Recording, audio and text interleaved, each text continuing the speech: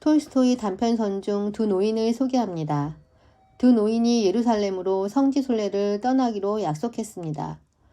에핌은 부유한 농부로 고지식한 성격에 보드카도 마시지 않았고 담배도 피우지 않으며 스스로에게 엄격하고 야무진 성격입니다. 에리세이는 평범한 노인으로 목수일을 했으며 나이 들어서는 꿀벌치는 일을 하고 있습니다. 순박하고 온순하며 형편이 넉넉하진 않아도 명랑한 성격으로 가끔은 보드카도 마시고 담배도 피웁니다.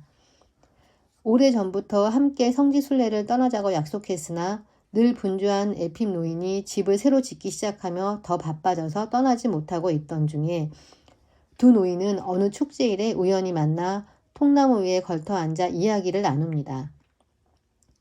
성지순례는 언제 떠날 건가? 예루세이의 말에 에핌은 조금만 기다려줘. 올해는 일이 자꾸 꼬여서 말이야. 지금 짓고 있는 집을 내 손으로 완성하고 싶어서 조금만 기다려주게나. 예리세이가 에핌을 다시 설득합니다. 영혼보다 더 소중한 것은 없다네. 영혼의 일이 질서가 잡히지 않으면 더 편치 않을 걸세.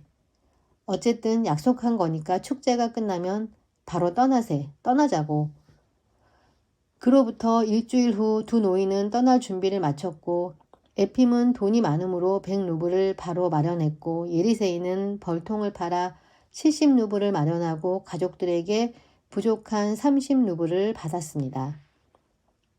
에핌은 떠나기 전 진행하던 일들을 아들에게 어떻게 처리해야 할지 일러두었으나 마음이 편치는 않습니다.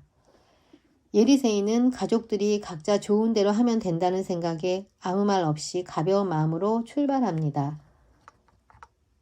두 노인은 5주일 동안이나 계속 걸었기에 예리세이는 너무나 지쳐 잠시 쉬고 물도 한 그릇 마시고 싶었으나 에핌은 걸음을 멈출 생각이 없어 보입니다. 예리세이는 농가에 들러 물을 얻어 마신 후 곧바로 뒤따라갈 테니 먼저 출발하라고 에핌에게 말합니다. 에핌은 혼자 출발했고 예리세이는 물을 얻어 마시려 한 농가에 다가가 사람을 불러보았지만 아무도 나오지 않습니다. 좀 더 가까이 문 앞으로 다가갔을 때 어린아이 우는 소리와 신음소리가 들려 문을 열고 집안을 들여다봅니다.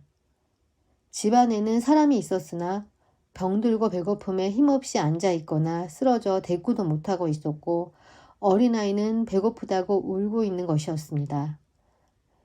예리세이가 지나가던 마을은 오랜 흉년이 들어 먹을 것이 없고 전염병까지 퍼져 이런 지경이 되었다고 주인 남자는 힘없는 목소리로 말합니다. 예리세이는 가지고 갔던 빵을 꺼내고 스프와 보리죽도 끓여서 온 식구에게 나눠줍니다.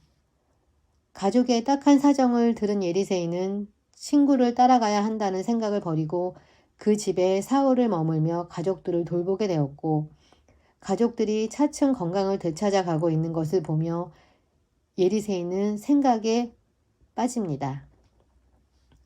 흉년에 이 사람들은 장차 어떻게 살아가라 한단 말인가. 걱정이 되어 떠나지도 못하고 잠도 오지 않습니다. 뒤척이던 예리세이가 잠깐 잠이 들었을 때 꿈을 꿉니다. 이웃을 외면하고 떠난다면 그리스도님을 찾아간다고 해도 자신 안에 있는 그리스도님을 잃어버리게 된다. 어려운 사람을 도와야지. 잠에서 깬 예리세이는 마음을 굳히고 단잠에 빠져듭니다. 가지고 있던 성지순례 여비로 밀가루와 젖소, 농사에 필요한 것들을 구입해 흉년을 잘 넘기도록 준비해주고 다음날 떠날 계획을 세웁니다. 떠나려는 날 저녁 예리세이는 집 밖에서 자겠다고 했고 자신의 행囊을 내다 놓고 가족이 모두 잠들자 조용히 떠납니다. 얼마 가지 않아 자루를 열어 여비를 확인해 보니 순례길을 가기에는 돈이 부족한 것을 확인합니다. 에핌 영감이 내 대신 촛불을 밝혀주겠지. 예리세이는 성지순례를 포기하고 집을 향해 걷습니다. 성지순례를 떠나 걸을 때는 힘이 들었는데 되돌아가기 시작하니 마치 하나님께서 도와주시기라도 하는 듯이 아무리 걸어도 피곤하지가 않았습니다. 집에 도착한 예리세이는 중간에 돈을 잃어버려서 돌아왔다고 가족들에게 둘러댔으며 가족들은 건강하게 돌아온 것도 감사하다고 환영합니다. 한편 에핌은 뒤떨어진 친구를 하루쯤 기다리다가 오지 않자 혼자 배를 타게 됩니다. 배 안에서 만난 다른 순례자와 함께 동행하게 되었는데 순례자가 돈을 도둑 맞았다며 푸념을 늘어놓습니다. 에핌은 잠자리에 들기 전 문득 마음속에 근심이 생깁니다. 저 순례자는 돈을 도둑 맞은 것이 아니라 처음부터 돈이 없었으며 나에게 돈을 빌리려는 속셈이야. 에핌은 그런 생각을 하는 스스로를 꾸짖으며 잠을 청합니다.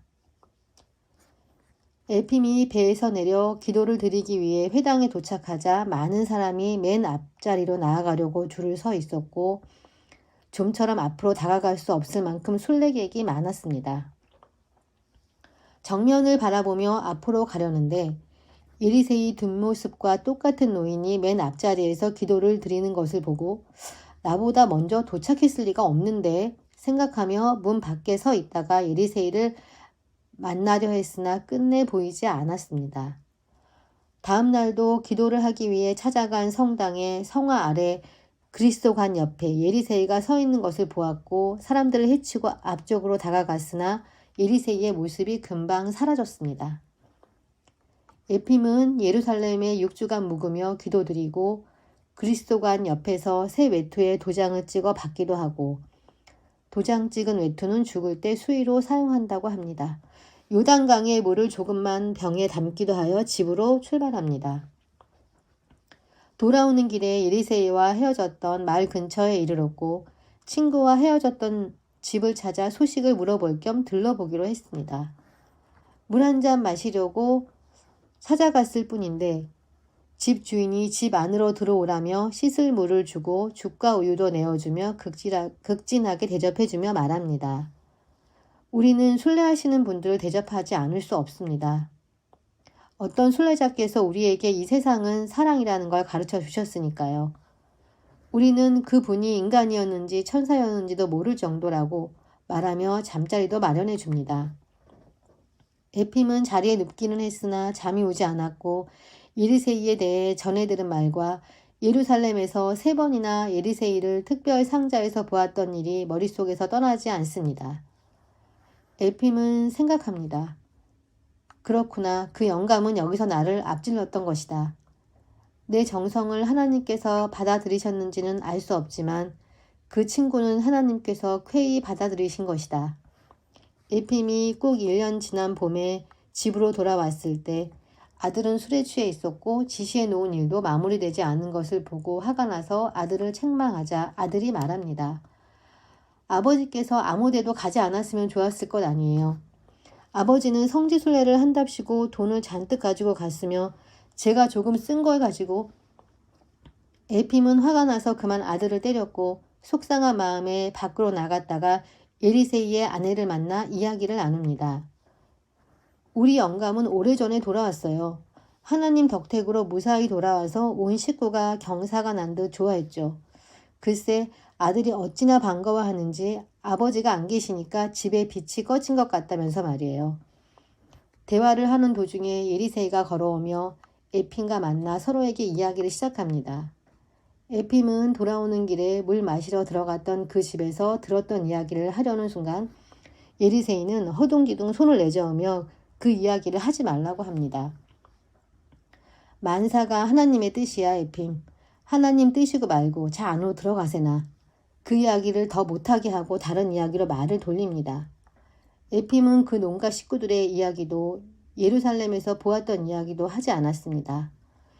그는 깨달았습니다. 세상에서는 한 사람 한 사람이 죽는 날까지 자기의 의무를 사랑과 선행으로 다하지 않으면 안 되며 그것이야말로 하나님의 분부라는 것을. 신을 믿는다는 것은 신이 원하는 것을 실행할 때 진정한 믿음이라고 생각됩니다. 믿음을 실천하는 방법 중 가장 위대한 것은 이웃에게 성과 사랑을 베푸는 것이 아닐까요? 잔잔한 감동으로 여운을 주는 이야기 톨스토이 단편선 중 두 노인이었습니다.